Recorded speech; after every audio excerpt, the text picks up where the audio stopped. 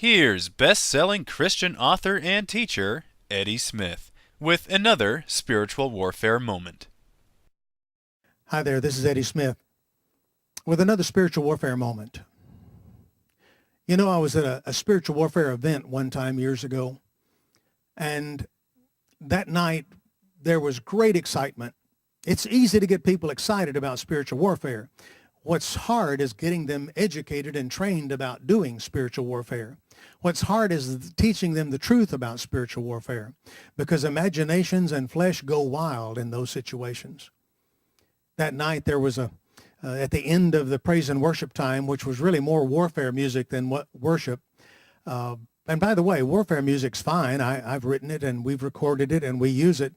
But when it replaces worship, it's not fine, because you'll never have more power against the forces of darkness than you have intimacy with God.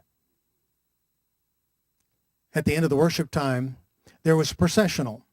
Now, being a Baptist, I've had to learn this stuff about dancing and stuff like that. I haven't figured that out myself, but I've certainly learned to live with it and learn to appreciate and enjoy it. And banners, we never had banners, but banners were coming in the back door, and dancers with little twirly things and spinning around with tambourines. And it was all to the tune of that wonderful worship song that I love, Mighty Warrior, Dress for Battle. And as they sang and the music built, you could sense the tension in the air, because the mighty warrior was about to appear. And after 15 or 20 of those dancing girls and banners came by, suddenly through the door came the mighty warrior. When I saw him, my heart dropped to my shoes.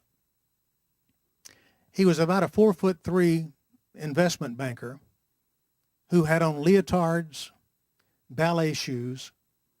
He had on a Toys R Us helmet and a Toys R Us plastic breastplate, was holding a Toys R Us plastic sword, and was spinning around and pirouetting, I think that's the word, behind those dancers as a demonstration of the mighty warrior. When I saw him, my heart dropped.